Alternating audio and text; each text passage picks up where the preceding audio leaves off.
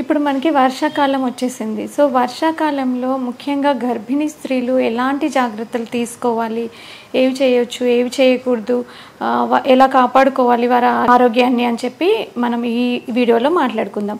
నేను మీ doctor Naini, consultant at 49 hospitals, Karimnagar branch. So, ముఖ్యంగా ఈ గర్భిణీ స్త్రీలు వర్షాకాలంలో ఎలాంటి జాగ్రత్తలు తీసుకోవాలి? ఈ జాగ్రత్తలు తీసుకోవడం ఎందుకు ఇంపార్టెంట్ అనేది ఫస్ట్ మనం తెలుసుకుందాం. ఎందుకంటే ముఖ్యంగా ఈ వర్షాకాలం రాగానే రకరకాల ఇన్ఫెక్షన్స్ అనేవి వస్తాయన్నమాట. ఫస్ట్ ఆఫ్ ఆల్ ప్రెగ్నెంట్ ఉమెన్లో మనకి ఇమ్యూనిటీ అనేది కొంచెం తక్కువగా ఉంటుంది. సో ఈజీగా వాళ్ళు ఇన్ఫెక్షన్స్ అనేటివి క్యాచ్ చేస్తారనమాట. సో ఈ వర్షాకాలంలో ముఖ్యంగా మనకి శ్వాసకోశ సంబంధమైన వ్యాధులు రావటం కానీ, విష జ్వరాలు రావటం కానీ, తర్వాత డైజెషన్కి సంబంధించిన ప్రాబ్లమ్స్ అంటే గ్యాస్ట్రో ఇంటెస్టైనల్ ఇన్ఫెక్షన్స్ రావడం కానీ, స్కిన్ ఇన్ఫెక్షన్స్ రావడం కానీ, ఇవన్నీ కూడా చాలా కామన్గా చూస్తుంటాం అన్నమాట.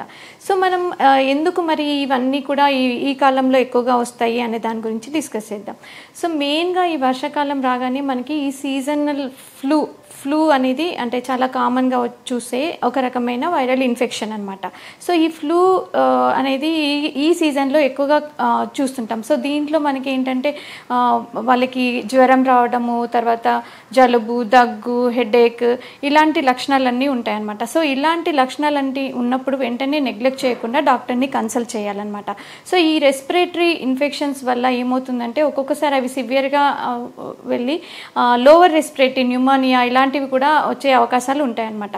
సో దీనికి మీరు ఏంటంటే ముందుగానే మీ డాక్టర్తో ఆబ్స్టిషియన్ అంటే మీరు ఎవరికైతే డాక్టర్కి చూపించుకుంటున్నారో వాళ్ళతో డిస్కస్ చేసి మనకి సీజనల్ వ్యాక్సిన్స్ అనేవి ఉంటాయి. ఫ్లూ వ్యాక్సిన్ అనేది ఉంటుంది. సో ఎవరైతే ప్రెగ్నెంట్ ఉమెన్ 3 months కంప్లీట్ అయిన తర్వాత మీ డాక్టర్ కన్సల్టేషన్తో ఈ ఫ్లూ వ్యాక్సిన్ అనేది తీసుకోవడం బెటర్ అన్నట్టు. ఈ వ్యాక్సిన్ కూడా మనం అంటే ప్రతి ఇయర్ ఇది కొత్తగా ప్రిపేర్ చేస్తారు.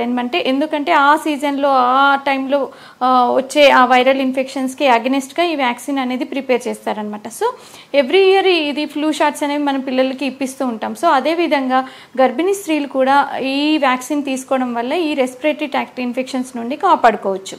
సెకండ్ ఇంపార్టెంట్ ఏంటి అని అంటే ఈ కాలంలో మనకి ఈ వర్షాకాలంలో నీరు ఎక్కువగా నిల్వ ఉండడం వల్ల మన చుట్టూ పరిసరాల్లో కూడా ఈ దోమలు, ఈగలు అనేవి ఎక్కువగా వ్యాప్తి చెందుతాయి అన్నమాట.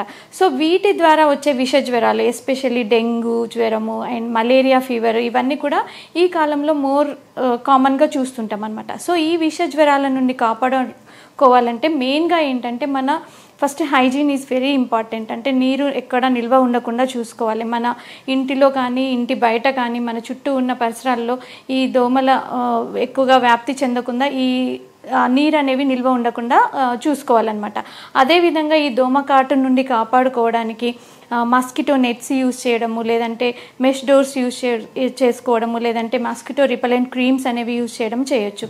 కొన్ని రకాల దోమల నివారణకి కొన్ని మస్కిటో కాయిల్స్ అనేటివి ఉంటాయి. సో అవి యూజువల్గా దానివల్ల కూడా కొంతమందిలో ఈ ఎలర్జీస్ అనేవి రావడం జరుగుతుంది. సో దానికి బదులుగా ఈ మస్కిటో నెట్స్ కానీ లేదంటే మెష్ డోర్స్ కానీ యూజ్ చేయడం ఇంకా బెటర్ అన్నట్టు.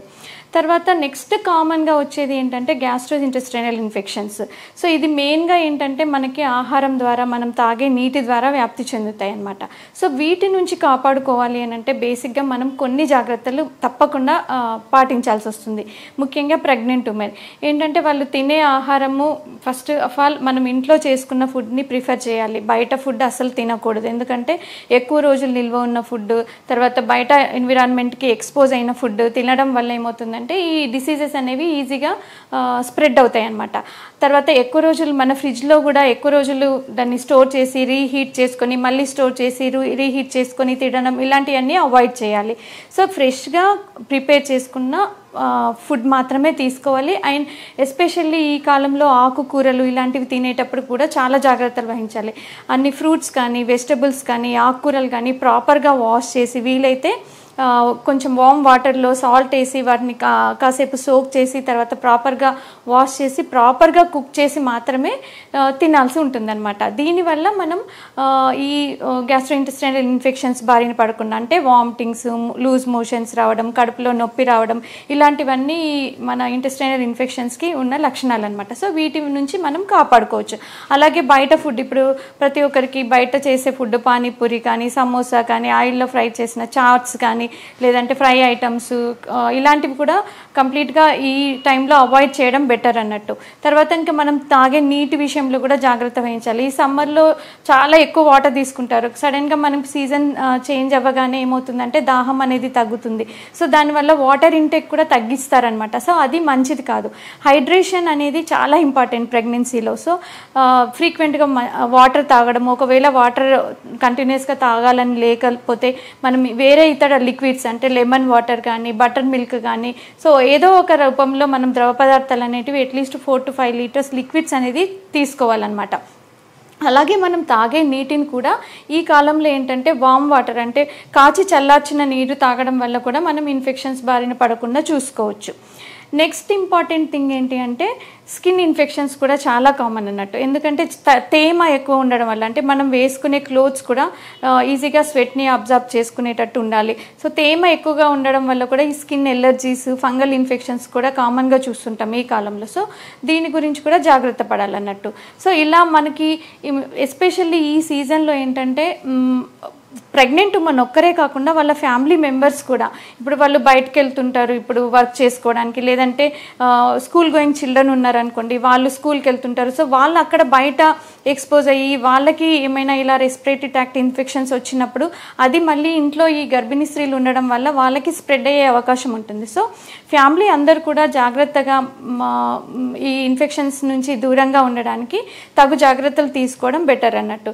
సో ఇలాంటి సిమ్టమ్స్ ఏమైనా ఉన్నా కూడా వెంటనే డాక్టర్ని కన్సల్ట్ చేసి దానికి తగు ట్రీట్మెంట్, అంటే మీరుగా మీ ట్రీట్మెంట్ తీసుకోకుండా, అంటే తగ్గిపోతుందిలే వైరల్ ఇన్ఫెక్షనే కదా, వామిటింగే కదా, ఒక రోజులో తగ్గిపోతుంది అని వెయిట్ చేయకుండా వెంటనే డాక్టర్ని కన్సల్ట్ చేసి ఏ రకమైన టాబ్లెట్స్ వాడచ్చు, ఎలాంటి జాగ్రత్తలు తీసుకోవాలనేది అన్నీ తెలుసుకొని ఆ రకంగా మనం జాగ్రత్తలు తీసుకోవాల్సి ఉంటుందన్నమాట.